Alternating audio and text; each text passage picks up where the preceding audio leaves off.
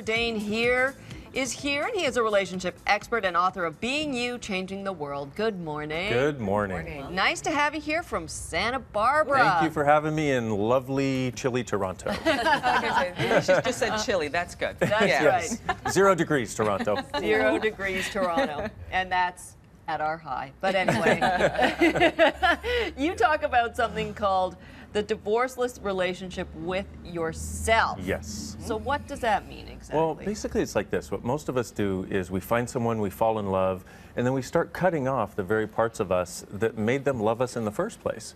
And we wonder why most relationships fall apart and we have a higher than 50% divorce rate.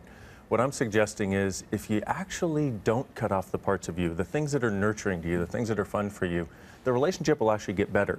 Stop cutting off the parts of you that made you great in the first place.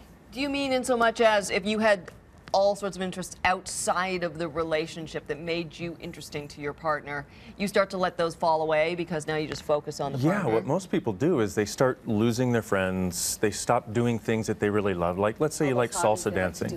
Yeah, all the hobbies and also the people that, you know, are nurturing to us. We tend to try to focus it all on one person, which puts a lot of weight on that person's shoulders.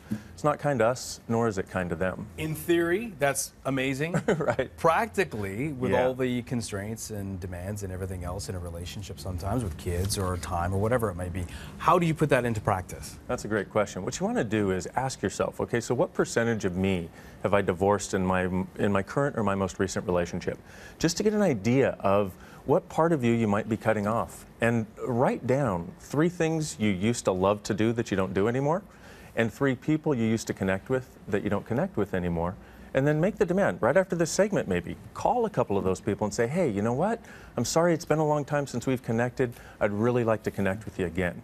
And the other thing you want to do is take some time for yourself every day. Even if you're a busy mom, if you can wake up even 10 minutes earlier, just 10 minutes that you take for you can make a world of difference in how you can be there for the people you're in relationship with. Okay, so Dr. Dain, let's talk about the single people out there. I know you're talking about relationships and how to keep that solid. Right. But, you know, say you're single and you love yourself and you're doing your own thing and you meet someone, the initial thing that you want to do is kind of modify who you are and focus in on that person. Are you saying you shouldn't do that and just be who you are? I'm saying be who you are, because here's the thing. If you modify you and that's who they fall in love with, who are you really? And if you have to wake up and try to be that person day after day after day, it gets to be a lot of work. And you wonder why things don't seem to work out with people. Well, most of us have tried to modify us from the beginning. If you didn't, if you went, you know what, it's okay if you don't love me, I'm loving me right now. And then what happens, the cool part about that is you find somebody who actually loves you for you. And that's a totally different relationship. I mean, it's easier said than done, isn't it? I mean, there's the difference between compromise and sacrifice, and sometimes it feels more like a sacrifice, and therefore you end up resenting your partner or the person you're dating. Yes. But, you know, is it just a state of mind, thinking one thing is a compromise versus sacrifice, or is it the same thing? Well, I think when you go from, kind of like this, compromise is cool, sacrifice sucks. You know, if you go from the place of realizing that once you start resenting it, you've gone from that place of compromise, which is where, hey, I'm happy to do this for you, and it makes the relationship and your life better, and you feel like you're divorcing you once again, then you've gone into sacrifice. And when you have that thing where you start resenting it, you know you've gone from compromise to sacrifice. Now, I sort of teased about it earlier, but the one caveat here is the fact that you really have to know who you are before that, because otherwise you definitely lose and you don't even know what it is you're trying to reclaim. Yeah, absolutely. And so what you might ask yourself, you might write down for you, okay, so what am I looking for in my mate, and what do I not want my mate to have?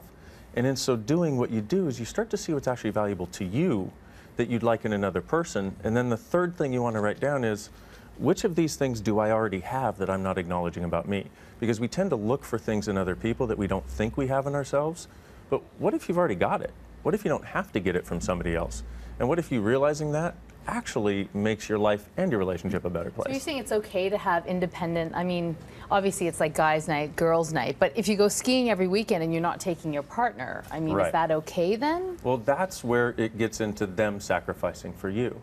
So it's got to go both ways. You know, we tend to look at it just from our side, but the relationship ideally should be a two-way street, and it always is. You know, I was speaking with somebody this morning who's really happily married, And she said, you know what? It's amazing. When I was younger, I was in this relationship where I gave up all parts of me. She said, and I had so little of me left. The only way to get me back was to get out of the relationship.